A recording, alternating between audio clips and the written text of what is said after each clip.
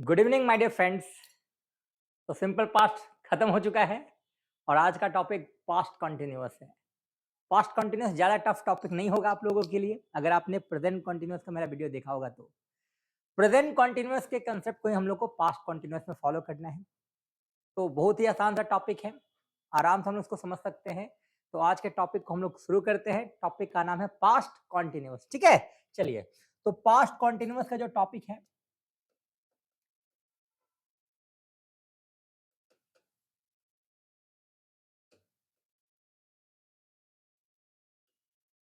Past continuous Hindi में इसको हम लोग अपूर्ण भूत बोलते हैं। अपूर्ण भूत का मतलब जो पूरा नहीं हुआ पास्ट में, यानी जिस समय की हम लोग बात कर रहे हैं उस समय ये काम चल रहा था, पास्ट में पूरा नहीं हुआ था, पूर्ण नहीं हुआ था, सेंटेंस क्या था, अपूर्ण था। तो पास्ट कॉन्टिन्यूअस जो है आज का टॉपिक है, प्रेजेंट कॉन्टिन्यूअस से बहुत ज्यादा मिलता जुलता टॉपिक है। चलिए, तो पास्ट कंटिन्यूअस के पहले हम लोग स्ट्रक्चर की बात करते हैं। जहां तक स्ट्रक्चर की बात करेंगे हम लोग, तो कॉन्टिन्यूअस में मैंने बताया था कि कॉन्टिन्यूअस के लिए इंग्लिश में सिर्फ एक ही वर्ब है। इस वर्ब का नाम क्या है, वी4 है। जब भी कोई आपसे पूछे कॉन्टिन्यूअस का मतलब क्या होता है, आपको सिंपल आंसर देना है कि कॉन्टिन्यूअस का वर्ब जो होता है वो वी4 होता है। ठीक है, चलिए। तो कॉन्टिन्यूअस का वर्ब क्या है, वी4 है।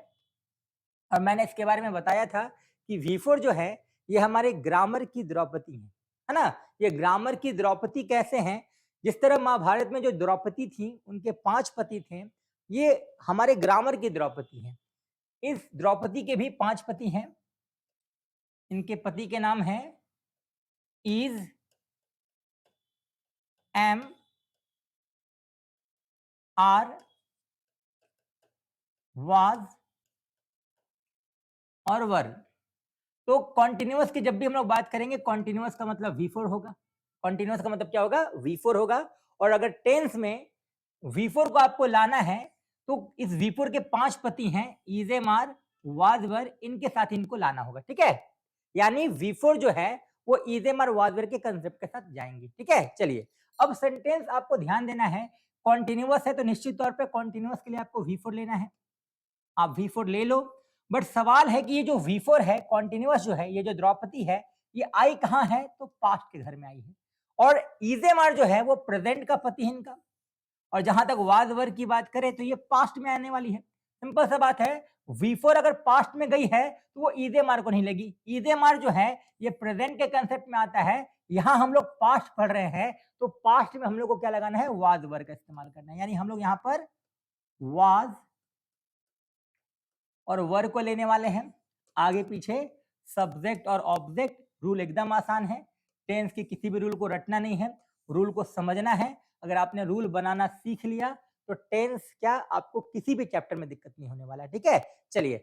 तो पास्ट कंटिन्यूअस का स्ट्रक्चर क्या हो जाएगा, subject plus was were plus वी4 प्लस ऑब्जेक्ट। वी4 मैंने इसलिए लिया क्योंकि हम लोग कंटिन्यूअस की बात कर रहे हैं और कॉन्टिन्यूअस का वर्ब क्या होता है, वी4 होता है। ये सेंटेंस पास्ट का है इसलिए हमने वाज वर्ड लिया।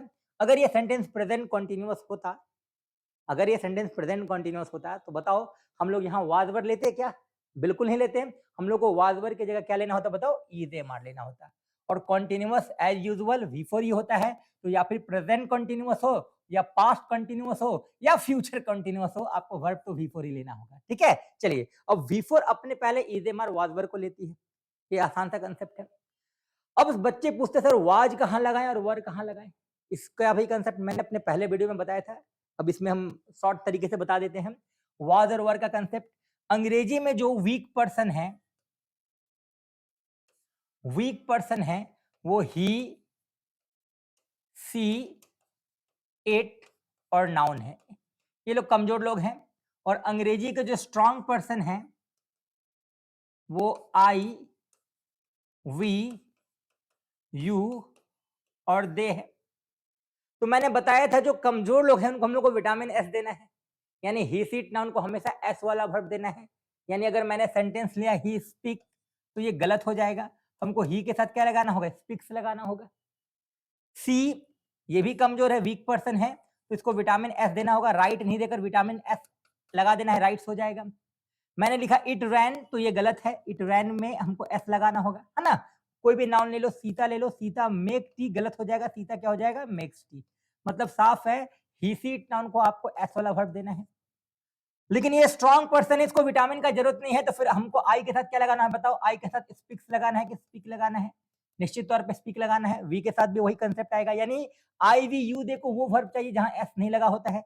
वी राइट होगा ना कि राइट्स होगा, समझ में आ रहा है? यानी स्ट्रॉन्ग को एस नहीं चाहिए, वीक को एस चाहिए। तो सिंपल सा बात है, यहाँ वाज और वर में एस कहाँ है बता दो जल्दी। वाज और वर में एस कहाँ है? वर में तो एस है नहीं, वाज में एस है। तो हम लोग को ही सी इट नाउन को वाज देना होगा, यानी ही सी इट नाउन को क्या देंगे? वाज देंगे। अच्छा, यहाँ एक चीज ध्यान देना है, नाउन नाउन अगर अकेले है तो वाज लगेगा। जैसे मान लो मैंने सिर्फ सीता की बात किया, तो सीता के साथ क्या लगाएंगे? वाज लगाएंगे। लेकिन सीता के साथ अगर गीता आ गई तो, सीता के साथ अगर गीता आ गई तो क्या हो जाएगा? वर हो जाएगा। यानी डबल व्यक्ति हो जाता है, डबल पर्सन होता है, तो हम लोग वाज नहीं लगाते, क्या लगाते हैं? वर लगाते हैं। सिर्फ रानी रहेगी तो वाज लगेगा, रानी एंड सीता हो जाएगी तो वर हो जाएगा। उसी तरह दे की बात कर लो, एक से अधिक है, वर लगाएंगे। यू भी एक से अधिक है, वर लगाएंगे। वी भी एक से अधिक है, वर लगेगा। आई के साथ हम लोग वाज और वर दोनों का प्रयोग करते हैं। आई के साथ वाज कब लगता है? जब आई अकेले होगा।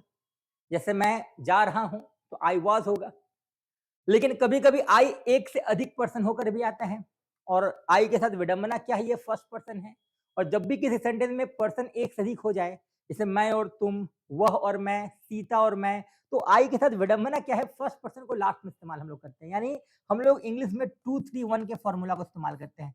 पहले सेकंड पर्सन, फिर थर्ड पर्सन, फिर फर्स्ट पर्सन। मतलब दुर्भाग्य है कि अगर हम लोग तुम और मैं या मैं और तुम लिख रहे हैं, तो हम लोग को इंग्लिश यू एंड आई लिखना होगा, यू एंड आई, यानी कि हम लोग को आई को लास्ट में रखना है।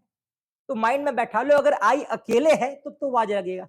लेकिन आई अगर यू के साथ है, फिर क्या लगाएंगे बताओ? वाज लगाएंगे कि वर्ड लगाएंगे? निश्चित तौर पे वर्ड लगाएंगे, क्योंकि व्यक्ति एक से अधिक हो जाता है। यानी आई के साथ वाज कब लगेगा? जब आई अकेले होगा। और आई के साथ वर कब लगेगा? जब आई एक से अधिक होगा।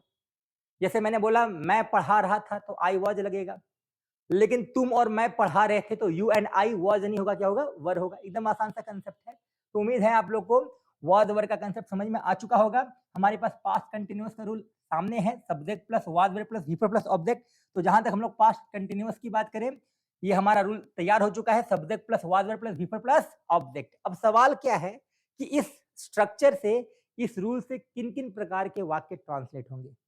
Subject plus was were plus वी4 से कौन कौन से वाक्य ट्रांसलेट होंगे? एकदम आसान है। काम जो है कॉन्टिन्यूअस है, यानी निश्चित तौर पे काम चल रहा था, और सेंटेंस पास्ट में है, मतलब सेंटेंस है को लेकर नहीं आएगा, सेंटेंस को लेकर आएगा, था को लेकर आएगा। चलिए, तो पास्ट कंटिन्यूअस की बात करें तो पास्ट का बेसिक रूल पहले हम लोग समझ लेते हैं। एकदम आसान सा रूल है, बेसिक रूल। तो पास्ट कंटिन्यूअस का बेसिक रूल एकदम आसान है, आपको समझना क्या है? देखो एकदम आसान है, जहां सेंटेंस का अंत रहा था या रही थी या रहे थे से हो रहा है, आपको समझ लेना है सेंटेंस क्या है? Past continuous.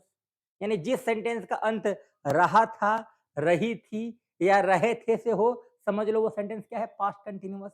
मैं पढ़ा रहा था, पास्ट कंटिन्यूअस है। सीता चाय बना रही थी, पास्ट कंटिन्यूअस है। वे लोग बाजार जा रहे थे, पास्ट कंटिन्यूअस है। मतलब साफ है, जिस सेंटेंस का अंत रहा था, रही थी और रहे थे हो, समझ लेना वो सेंटेंस क्या है? पास्ट कंटिन्यूअस है। ठीक है, चलिए, तो सेंटेंस है, मैं अंग्रेजी बोल रहा था। निश्चित तौर पर सेंटेंस के अंत में क्या है? रहा था है। तो अगर सेंटेंस के अंत में रहा था होगा, तो हम लोग इसको ट्रांसलेट करेंगे इसी रूल से, है ना? हम लोग को ट्रांसलेट करने इसको पास्ट कंटिन्यूअस वाले रूल से। एकदम आसान सा कंसेप्ट है, मैं अंग्रेजी बोल रहा था, अंत में रहा था आ गया, मतलब ये सेंटेंस पास्ट कंटिन्यूअस है। मैं अकेले हैं, तो आई के साथ वाज लगेगा। आई वाज, चूंकि वर्ब 4 है, वर्ब के साथ आईएनजी वाला फॉर्म है, तो आई वाज स्पीक नहीं लगाएंगे, आई वाज क्या लगाएंगे? स्पीकिंग। ऑब्जेक्ट क्या हो जाएगा? इंग्लिश। तो सेंटेंस हो जाएगा आई वॉज स्पीकिंग इंग्लिश। मैं अंग्रेजी बोल रहा था, आई वॉज स्पीकिंग इंग्लिश। मैं पढ़ा रहा था, आई वॉज टीचिंग हो जाएगा। मतलब पास्ट कंटिन्यूअस में एकदम दिमाग नहीं लगाना है। अगर आप प्रेजेंट कंटिन्यूअस को समझ चुके हैं, तो पास्ट कंटिन्यूअस बस उसी रास्ते पे चलता है। ठीक है, तो जिस सेंटेंस के लास्ट में रहा था, रही थी, रहे थे दिख जाए, समझ लो सेंटेंस पास्ट कंटिन्यूअस है। और पास्ट कंटिन्यूअस का स्ट्रक्चर हमारे सामने है, हम लोग को इसी स्ट्रक्चर से सेंटेंस को बनाना है। ठीक है, चलिए, थोड़ा सा यहाँ पर एक चीज ध्यान देना है बच्चों को। कभी कभी बच्चे को लगता है कि जहां रहा था रही थी है वही पास्ट कंटिन्यूअस है। निश्चित तौर पे रहा था रही थी का सेंटेंस पास्ट कंटिन्यूअस होता है, लेकिन कभी कभी हम लोग को थोड़ा सा एडवांस माइंड भी यूज करना पड़ेगा। जैसे कोई कोई सेंटेंस ऐसा होता है जो देखने से लगता है कि काम खत्म हो चुका है, बट अगर आप ध्यान से देखोगे तो पता चलेगा कि उस टाइम पे उस सेंटेंस को हम लोग जारी देखते हैं। जैसे एग्जांपल है, वह पेड़ पर बैठा था। वह पेड़ पर बैठा था, मतलब था का मतलब लोग पास्ट मतलब होता नहीं समाप्ति समझ लेता है। था का मतलब जो है वो समाप्ति नहीं होता, था एक टेंस है। था का मतलब पास्ट यानी घटना पहले की है, और समाप्ति का मतलब होता है परफेक्शन, यानी वहां भीतरी का प्रयोग होता है। तो यहां पर आपको समझना है पास्ट अलग होता है, परफेक्ट अलग होता है। ये सेंटेंस देखो, वह पेड़ पे बैठा था, ये सेंटेंस जो है ये पास्ट का है। निश्चित तौर पे सेंटेंस किसका है? पास्ट का है। लेकिन अब ध्यान से देखो, वह पेड़ पर बैठा था, वह पेड़ पर बैठा था। ध्यान से अगर देखोगे तो आपको पता चलेगा ये जो सेंटेंस है, वह पेड़ पे बैठा था, ये जो वह सब्जेक्ट है उसके पेड़ पे बैठने का काम उस समय चल रहा था। यानी ये जो सेंटेंस है ये भी कंटिन्यूअस है। यानी आपको सिर्फ सेंटेंस में रहा था रही थी नहीं देखना है, आपको सेंटेंस के कंसेप्ट को भी देखना है। अगर सेंटेंस देखने से पता चल रहा है कि यहां पर जो सेंटेंस है वहां व्यक्ति जो है, वहां जो पर्सन है उस टाइम पे उस काम को कर रहा था, और जब व्यक्ति काम को कर रहा था इसका मतलब है ये पास्ट कंटिन्यूअस होगा, पास्ट परफेक्ट नहीं होगा। देखने से ये सेंटेंस बिल्कुल लगता है कि ये पास्ट परफेक्ट का, लेकिन ये पास्ट परफेक्ट नहीं है। उसी तरह एक सेंटेंस है, सीता बिस्तर पर सोई थी। सीता बिस्तर पर सोई थी। अब देखो देखो सीता जो है थी देखकर बच्चे सोचते भाई ये काम पास्ट का है, मतलब काम समाप्त हो गया। था पास्ट टेंस, यानी कि था का मतलब होता है ये घटना जो है वो पहले का है, लेकिन ये जो घटना पहले का है उस टाइम पे वो जो व्यक्ति है उस काम को कंटिन्यू रखा था, यानी ये परफेक्शन में नहीं है, ये कॉन्टिन्यूअस में। ध्यान से समझना, सीता बिस्तर पे सोई थी, घटना पास्ट का है, निश्चित तौर पे ये पास्ट टेंस है, लेकिन सीता के बिस्तर पर जो सोने का काम था वो उस समय चल रहा था। यानी आपको समझना क्या है, अगर कोई सेंटेंस प्लेस के साथ आ जाए, पेड़ क्या है? प्लेस है। बिस्तर क्या है? प्लेस है। पेड़ भी प्लेस, बिस्तर भी प्लेस, और प्लेस अक्सर कंटिन्यूटी के सेंस को दिखाता है। प्लेस अक्सर कंटिन्यूटी के सेंस को दिखाता है। जैसे पेड़ पर चिड़िया बैठी थी, पेड़ पर चिड़िया बैठी थी, सुनने में लग रहा होगा काम खत्म है, नहीं, ये सेंटेंस पास्ट का है। निश्चित तौर पे ये सेंटेंस था में है यानी पास्ट में है, लेकिन जो चिड़िया के पेड़ पे बैठने का काम है वो कंटिन्यूअस था। यानी आपको समझना है कि रहा था रही थी रहे थे पास्ट कंटिन्यूअस होता है, निश्चित तौर पे होता है।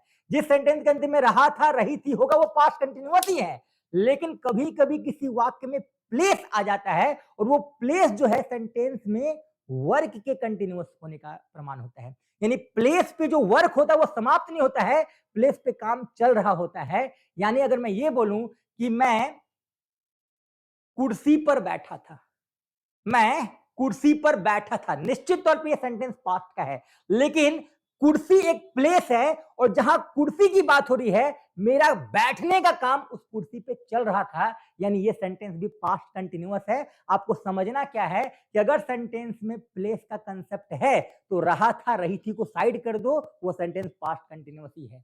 यानी आपको पास्ट कंटिन्यूअस में दो कंसेप्ट को लेकर चलना होगा, एक रहा था रही थी रहे थे, और दूसरा अगर सेंटेंस में प्लेस है तो प्लेस अक्सर सेंटेंस के कंटिन्यूटी होने का प्रमाण होता है।